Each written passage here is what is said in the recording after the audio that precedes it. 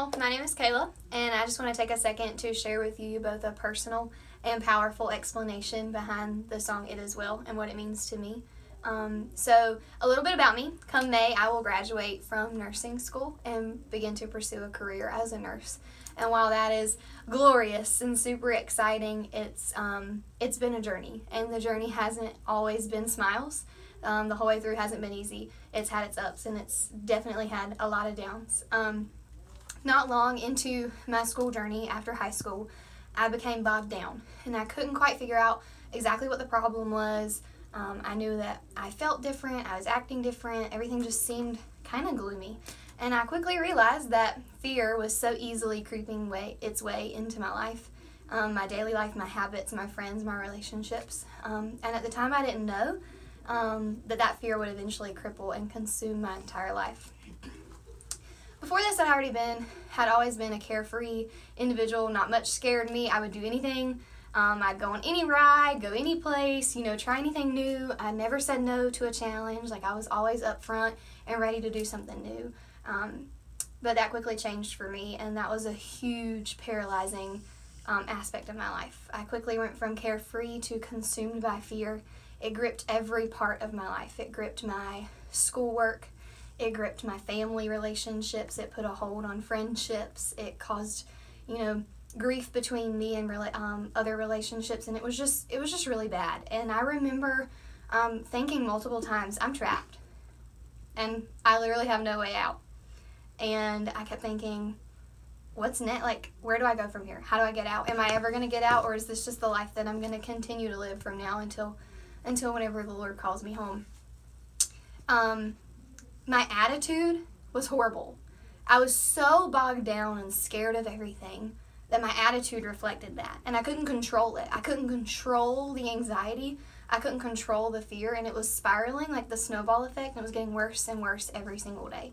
There were many days that I was physically somewhere, like in school, but I didn't hear a thing that was going on. I didn't retain a single piece of information.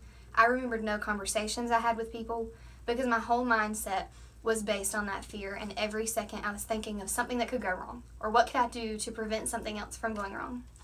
I cried a lot. I had many sleepless nights. I fussed at God. Why? My favorite question was, why, God, why?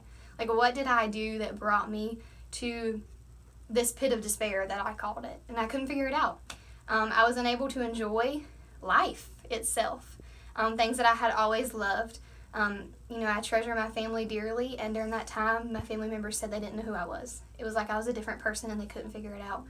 I'm thankful that my depression wasn't as bad as it could have been, but my anxiety, it was high enough to account for that. So this journey in total was 11 months long. It was an 11-month journey from the time I began becoming anxious to the time that I said, wow, God did it. I'm healed. It's gone. It was hard. I'm not gonna lie. It wasn't easy. It stripped me of everything I knew about myself. It stripped me of my ability to carry out tasks, my tendency to be in control and organized, my livelihood, my fun, everything was stripped from me. And it was like God was saying, I need you to change. I need you to change from thinking you can handle everything to letting me handle everything. And I knew at that moment that was why this was in my life. It wasn't necessarily because I was in the wrong or I was doing anything wrong. God wasn't punishing me like many people try to say. He was simply showing me his loving hand and saying, this is what I know you need in order to benefit you the most in the end. There was one specific night I was at a Bible study, and we were having praise and worship, and they started singing the song, It Is Well. And I've always loved this song. I grew up in a church that sang a lot of hymns, and we sang it all the time. And we started singing it. And I remember we got not even seconds into the first verse.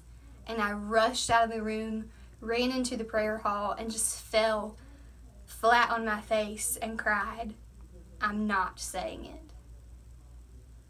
I said, God, I cannot say to you that it is well when it's not well. I'm not okay. It's not well with me. I'm not saying it because it's not. And in that room, in that moment, I said, whatever I have to do, however long it takes, whatever your purpose and your plan and what glory you'll get from this, change me all the way, because I know you'll carry me through to the end. And I just gave it all to him in that prayer room that night. And I just remember this, like, relief. The anxiety hadn't gone away. I still battled it day in and day out after that, but my outlook on the entire thing was different. I was more upbeat. I knew that there was coming an end. I knew that God had me and that he was carrying me through this valley just like he carries me through the mountaintops. And I still struggled, but I saw his hand to become more evident in everyday life. And it was a beautiful thing for me. During this time, I had a couple of ways that I reflected on how God was changing me. My prayer life began to become way more real. My devotions became way deeper. I was studying more, understanding more, but I really hinged on the names of God. And I went through my Bible and I just started pulling out his names and what he was called and the stories behind that name, and I tabbed them all in my Bible and I wrote each time I saw that name of God come to light in my life. And it was overwhelming. It was overwhelming. Every time I hear the song It Is Well, tears come to my eyes, because all I can think about is how devastated and anxious and crippled and paralyzed by fear I was. And how God said, I'm doing this for your good. And then in the end, he brought me through. And not only did he bring me through, he brought me through, and then he used that for me to be able to reach out to other girls in our youth group that are struggling with many of the same things. Girls I had never would have seen coming, but they came to me without even knowing that I had gone through this. It was like God specifically placed them in my path at that time because he knew he had brought me through, and I would know what to tell them. And so I have two takeaways from all of this. One, my circumstances never change God's sovereignty. He is sovereign today, tomorrow, fully sovereign all the time, and nothing I say, do, nothing will change it. His sovereignty always remains. And I like to tell people that this whole journey brought me face to faith. It brought me to reality of following Jesus is not always easy. It's not always promised to be on the mountaintop, joy, success. There's going to be hardships and there's going to be trials, but when you have them, he'll carry you through. And so I'm very, very thankful and blessed to be able to say today that it is well. It is well with my soul in the good, and it is well with my soul in the bad. So I hope that you can see that and that you can be encouraged by this song in the fact that God will never leave you. He's always by your side.